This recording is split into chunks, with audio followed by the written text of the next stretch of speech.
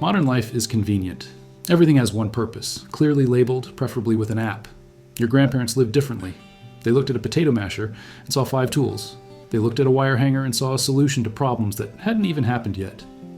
These aren't life hacks, they're just life. Back when multi-purpose meant figuring it out yourself instead of buying another gadget. Number 9 is something you throw away every week that your grandparents hoarded like gold, and number 5 involves metal hangers in ways that would make Marie Kondo deeply uncomfortable. Let's get into it. Number 12, bread bags. Bread came in thin plastic or waxed paper bags that became useful household items instead of garbage.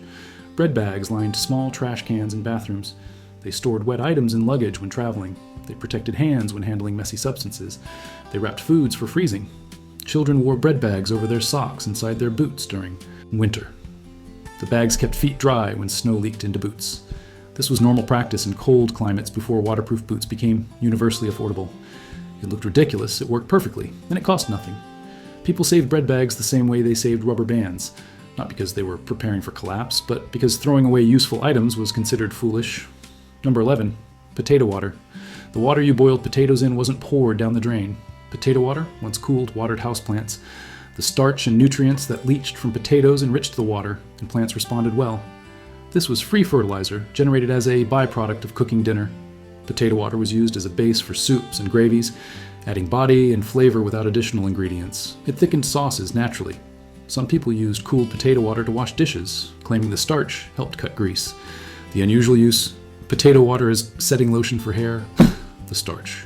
Provided hold when hair dried, functioning as primitive hair gel. This was common during the Depression, when commercial hair products were unavailable or too expensive. In a context where nothing was wasted if it had potential use, saving potato water made sense. You were already boiling potatoes. Pouring it onto a houseplant wasn't additional work. It was just choosing a different drain. Number 10, newspaper. Before the internet killed journalism, newspapers had a second career after you read them. They cleaned windows better than paper towels because the ink acted as a mild abrasive and the paper didn't leave lint. Crumpled newspaper absorbed odors in refrigerators and shoes. Wet newspaper wrapped around vegetables kept them fresh longer before plastic bags existed. Newspapers insulated walls during renovations, started fires in wood stoves, and lined drawers to keep them clean. You could wrap fish to eliminate smell while cooking, pack fragile items for moving, and protect surfaces during painting. Now we pay separately for paper towels, shelf liners, packing materials, and fire starters, all jobs that used to be handled by something that also contained the news. Number 9, coffee cans. Metal coffee cans were the original storage container system back when upcycling was just called not throwing away a perfectly good can. Every workshop had coffee cans full of nails, screws, and bolts, sorted by size.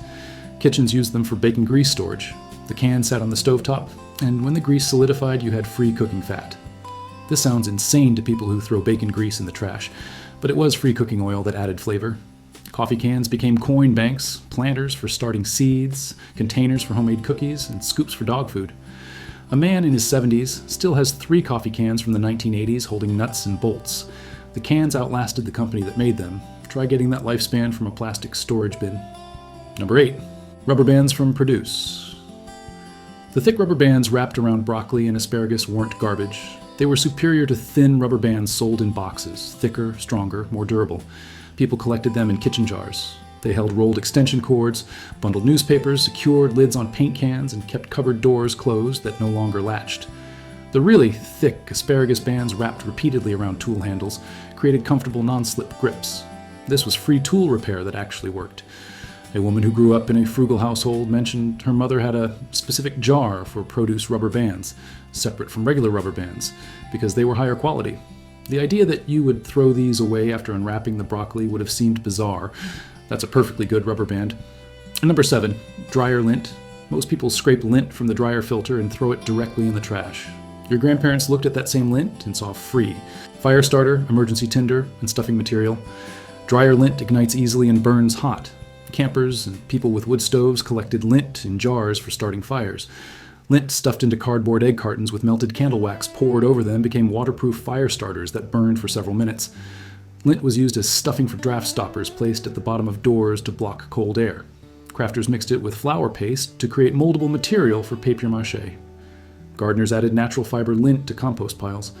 A man who heated with a wood stove kept a large glass jar next to the dryer for collecting lint. One winter's worth, about 2 grocery bags full, provided fire-starting material for the entire year. If your clothes were clean enough to wear, the lint from those clothes is clean enough to burn. Number 6. Pantyhose and nylons. When pantyhose got a run, they became highly useful household tools. Cut-up pantyhose made excellent plant ties in gardens, strong, stretchy, and weatherproof. They secured tomato plants to stakes without cutting stems like string wood. Pantyhose stored onions and garlic in pantries. You'd drop an onion in the leg, tie a knot, drop another onion, tie another knot, creating a chain of individually separated vegetables that hung from a hook. This kept them dry and well ventilated, preventing rot. Stretched over a vacuum hose and secured with a rubber band, pantyhose created a filter that caught small lost items, earring backs, tiny screws, without them disappearing into the vacuum bag.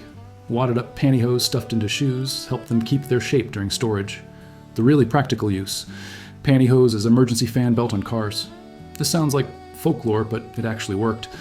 A pair twisted and wrapped around pulleys could get a car with a broken belt to limp home. It wouldn't last long, but it lasted long enough. Number 5. Soap slivers. When bar soap wore down to a thin sliver, it wasn't thrown away. It was pressed onto the new bar while both were wet, fusing them together. This way, you used every molecule of soap you'd paid for. Some people collected soap slivers in a jar, then melted them down with a small amount of water to create liquid hand soap or reformed them into a new bar. Others stuffed slivers into the toe of an old sock or piece of pantyhose, tied it to the shower faucet, and used it as soap on a rope. Soap slivers were also used for marking fabric before sewing, and they drew clear lines that washed out easily. Tailors kept soap slivers specifically for this purpose. Throwing away a sliver with any usable soap left would have seemed wasteful when there were multiple ways to use every bit of it. Number 4. Metal hangers. Wire coat hangers from dry cleaners were never just for hanging clothes. They were raw material for solving problems. Straightened wire hangers unclogged drains when plungers failed. They fished items from tight spaces, behind, refrigerators, down heating vents. They roasted marshmallows over campfires. They became makeshift car antennas when originals broke off. Bent into specific shapes, hangers splinted broken plant stems, reinforced wobbly chair legs, and created support structures for items that needed to hang differently than designed.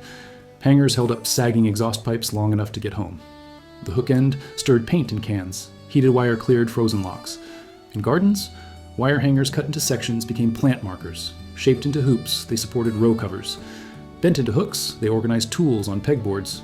A man who did his own car maintenance for 40 years used wire hangers to solve temporary car problems at least 20 times, usually exhaust repairs that needed to hold until he could get proper parts. The hangers always worked long enough, and several times they worked so well, he never got around to the proper repair. Number 3. Butter wrappers. The waxed paper that wrapped butter wasn't thrown away immediately. It still had usable butter residue, and that residue had value. Butter wrappers greased baking pans. You'd wipe the wrapper across a cake pan or muffin tin, leaving a thin coating that prevented sticking. This worked as well as using fresh butter, but used butter you'd otherwise throw away. Butter wrappers were saved in the refrigerator until needed. Some people accumulated several before using them. They also wrapped other foods for storage, greased knife blades before cutting sticky brownies, and wiped down cutting boards to season them. When butter was a larger portion of household budgets, saving butter wrappers was just efficient.